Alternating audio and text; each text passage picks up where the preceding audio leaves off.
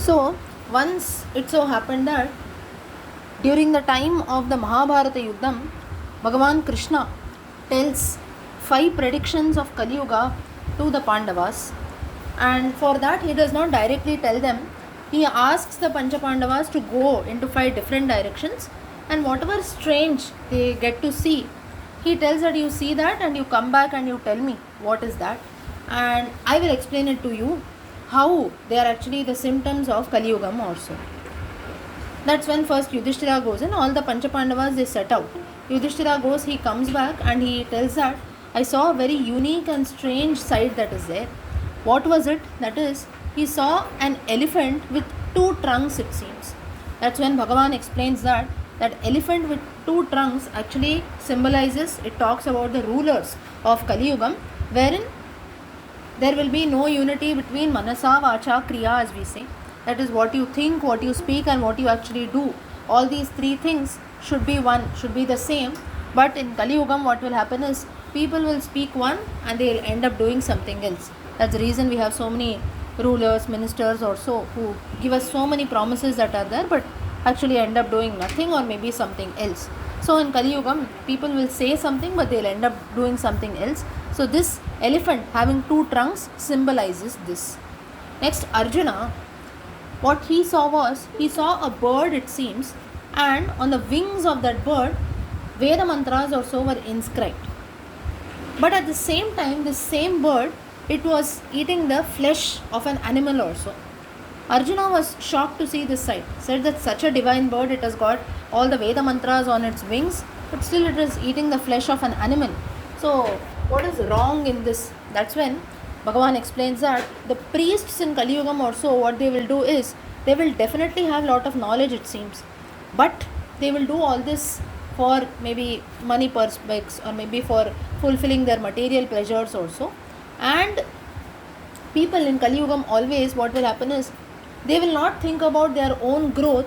Even if they don't grow, they don't progress, that would be fine for them, but they will see to it that it brings about the downfall of others also, which is very, very wrong. So this bird that is there, it symbolizes this behavior of people, saying that no matter whatever great things he has in life, he will always dream or think about what others have and what I don't have. So this behavior was symbolized by what Arjuna saw. Next, Bhima, what he saw was, he saw a cow which was about to give birth also. And as soon as this cow, it gave birth to the calf, it now, any animal if you see, their way of showing affection is they will end up licking that animal, right? So this cow ends up licking the calf completely. But what surprised Bhima here was, even after the calf was clean, totally, nothing was there on the calf, still continuously the cow kept on licking the calf. It seems it did not stop. That's when it actually caused injury to the calf at one point of time, wherein due to continuous licking that was there.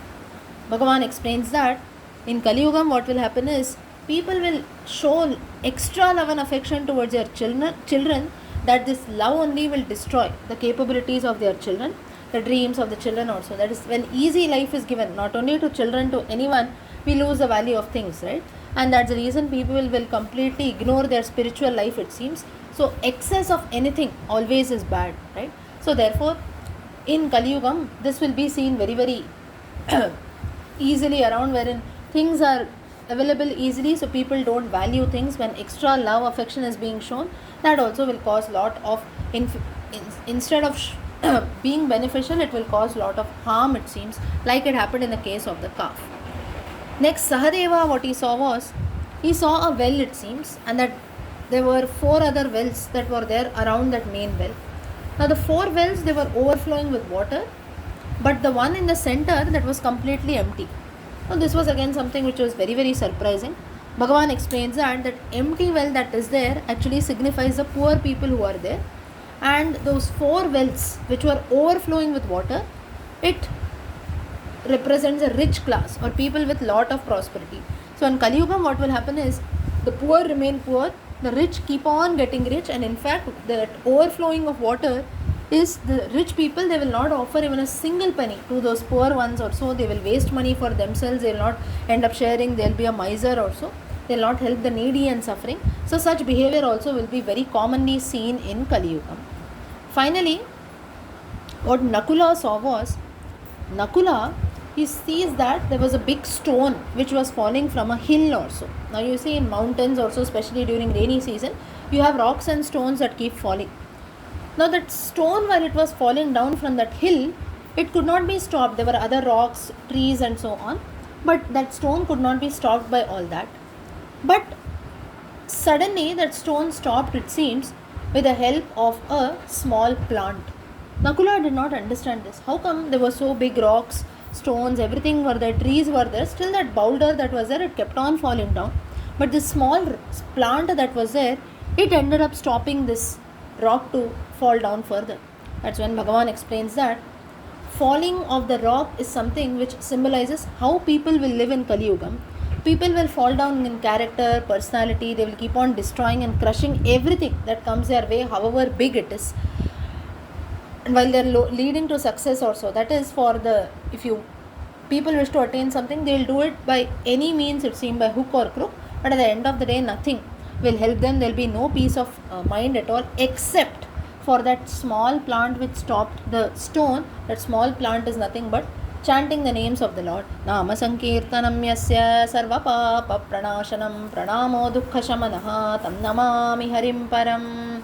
So this is one positive thing which will, and of course many other things also, but the root positive thing of Kaliyugam is chanting the names of the Lord. Just as the small plant stopped that stone from falling in, similarly merely chanting the names of the Lord is going to be very, very powerful, wherein one call of God's name will help us to hold on, just as that stone also was stopped from falling down.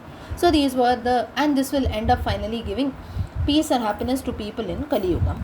So these were the predictions which were made by Krishna, and that's how he gave the explanation to the Pancha Pandavas and ultimately to all of us also.